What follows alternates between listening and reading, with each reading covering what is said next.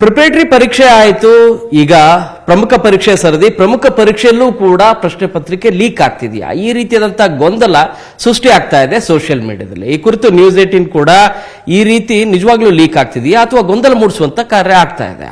ಈ ಕುರಿತು ನ್ಯೂಸ್ 18 ಕೂಡ ವರದಿಯನ್ನ ಬಿತ್ತರ ಮಾಡಿತ್ತು ಮತ್ತು ಪರೀಕ್ಷಾ ಮಂಡಳಿಯ ಗಮನಕ್ಕೂ ಕೂಡ ತರುವಂತ ಕೆಲಸವನ್ನ ಮಾಡಿದ್ವಿ. ಬನ್ನಿ ಈ ಬಗ್ಗೆ ಮಾತಾಡ್ಲಿಕ್ಕೆ ಪರೀಕ್ಷಾ ಮಂಡಳಿಯ ಅಧ್ಯಕ್ಷ ಅಂತ ಪ್ರಕಾಶ್ ನಿಟ್ಟಲ್ ಅವ್ರು ನಮ್ಮ ಜೊತೆಗಿದ್ದಾರೆ. ಅವ್ರನ್ನೇ ಮಾತಾಡ್ಸೋಣ. ಸರ್, ತಮ್ಮ ಗಮನಕ್ಕೆ ತಂದ್ವಿ, ಏನಾದರೂ ಪ್ರೋಗ್ರೆಸ್ ಆಗ್ತಿದೆಯಾ?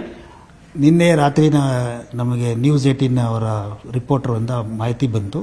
ಆ ಮಾಹಿತಿ ಬಂದ ತಕ್ಷಣ ನಾನು ಸಂಬಂಧಿಸಿದ ಪೊಲೀಸ್ ಠಾಣೆ ಸೈಬರ್ ಕ್ರೈಮ್ ಬಗ್ಗೆ ಯಾರು ಇದ್ದಾರೆ ಅವ್ರಿಗೆ ಕಳಿಸ್ಕೊಟ್ಟಿದ್ದೀನಿ. ಅವರು ಇದ್ರ ಬಗ್ಗೆ ಕ್ರಮ ವಹಿಸ್ತಾ ಇದ್ದಾರೆ ಈಗಾಗಲೇ. ಒಂದನೇದ್ದು. ಎರಡನೇದ್ದು, ತಾವೇನು ನಮ್ಮ ಗಮನಕ್ಕೆ ತಂದಿದ್ದೀರಾ, ಇದು ಒಂದು ರೀತಿ ಒಂದು ಒಳ್ಳೆಯ ಬೆಳವಣಿಗೆ.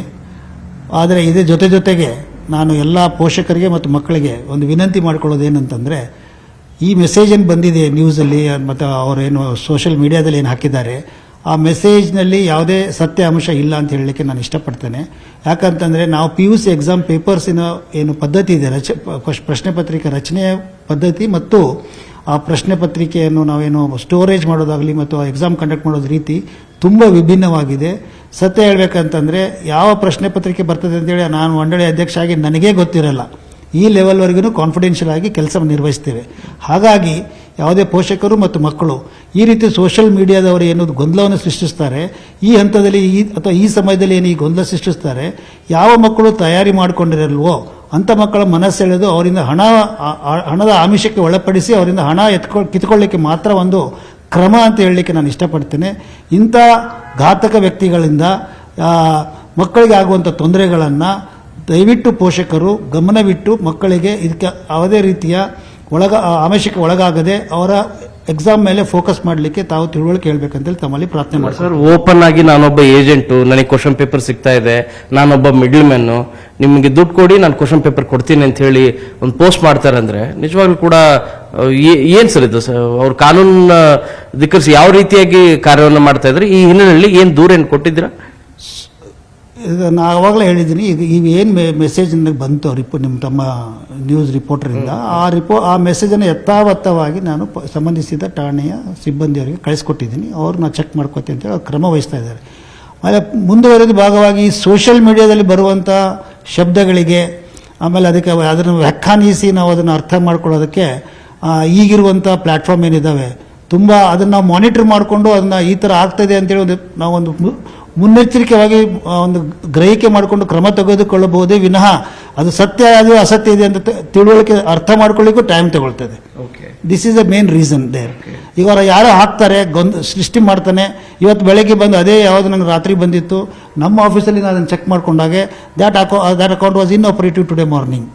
ಈಗ ಅದು ಇನ್ಆಪರೇಟಿವ್ ಅಂದರೆ ನನಗೆ ಅದನ್ನು ಮತ್ತೆ ಟ್ರೇಸ್ ಮಾಡಲಿಕ್ಕೆ ಆಗ್ತಾ ಇರಲಿಲ್ಲ. ನಾನು ವೈಯಕ್ತಿಕ ನಮ್ಮ ಆಫೀಸಲ್ಲಿ ನಾವು ಇನ್ಸ್ಟಾಗ್ರಾಮ್ ಮುಖಾಂತರ ಚೆಕ್ ಮಾಡ್ಕೊಂಡಾಗ ಇದ್ದಾಗ ಇದನ್ನು ಪೊಲೀಸ್ ಹಂತದಿಂದ ಮತ್ತು ಸೈಬರ್ ಕ್ರೈಮ್ ಯಾರು ಸ್ಪೆಷಲಿಸ್ಟ್ ಇದ್ದಾರೆ ಅವ್ರ ಮುಖಾಂತರ ಮಾಡಿಸೋದು ಇದಕ್ಕಿಂತ ನಾವು ಪೊಲೀಸ್ ಸ್ಟೇಷನ್ ಗಮನಕ್ಕೆ ತಂದಿದ್ದೀವಿ ಇದನ್ನ ವಿಷಯ. ಸರ್, ಈಗ ಪೇರೆಂಟ್ಸ್ಗೆ ಏನು ಹೇಳಕ್ ಬಯಸ್ತೀರಿ ಸರ್? ಆಮೇಲೆ ಈ ರೀತಿ ಚಾನ್ಸಸ್ ಎಲ್ಲೂ ಇಲ್ವಾ? ಲಾಸ್ಟ್ ಇಯರ್ ಕಂಪೇರ್ ಮಾಡಿದ್ರಿ ಸರಿ, ಇನ್ನೂ ಸ್ಟ್ರಿಕ್ಟ್ ಆಗಿ ಕ್ವಶನ್ ಪೇಪರ್ ರೆಡಿ ಆಗಿದೆಯಾ? ಇವಾಗ ಎಲ್ಲ ಪೋಷಕರ ಮತ್ತು ಮಕ್ಕಳ ಗಮನಕ್ಕೆ ಒಂದು KSEBಯಿಂದ ಒಂದು ವಿನಂತಿ ಏನಂತಂದರೆ, ತಮಗೆ ಪ್ರತಿ ವರ್ಷಕ್ಕಿಂತ ವಿಭಿನ್ನವಾಗಿ ಈ ಸಾರಿ ನಾವು ಮಕ್ಕಳ ಎಕ್ಸಾಮ್ ಪ್ರಿಪ್ರೇಷನ್ಗಾಗಲಿ ಮತ್ತು ಪೋಷಕರಿಗೆ ವ್ಯವಸ್ಥಿತವಾಗಿ ಎಕ್ಸಾಮ್ ಯಾವ ರೀತಿ ಇರ್ತದೆ ಅಂತ ತಿಳುವಳಿಕೆ ನೀಡೋದಕ್ಕಾಗಿ ನಮ್ಮ KSEB ವೆಬ್ಸೈಟ್ನಲ್ಲಿಯೇ ನಾವು ಪ್ರಶ್ನೆ ಪತ್ರಿಕೆಗಳು ಯಾವ ರೀತಿ ಬರುತ್ತವೆ ಅಂತೇಳಿ ಮಾದರಿ ಪ್ರಶ್ನೆ ಪತ್ರಿಕೆಗಳನ್ನು ಹಾಕಿದ್ದೀನಿ. ಮತ್ತು ಯಾವ್ಯಾವ ಚಾಪ್ಟರಿಂದ ಎಷ್ಟು ಮಾರ್ಕ್ಸ್ಗಳ ಪ್ರಶ್ನೆಗಳು ಬರ್ತವೆ ಅಂತ ಹಾಕಿದ್ದೀನಿ. ಆಮೇಲೆ ಕ್ವಶನ್ ಬ್ಯಾಂಕನ್ನು ಹಾಕಿದ್ದೀವಿ. 2 ಪ್ರಿಪರೇಟರಿ ಎಕ್ಸಾಮು ಯಾವ ರೀತಿ ಎಕ್ಸಾಮಿಗೆ ಪೇಪರ್ ಬರ್ತದೆ ಅಂತ ಹಾಕಿದ್ವಿ.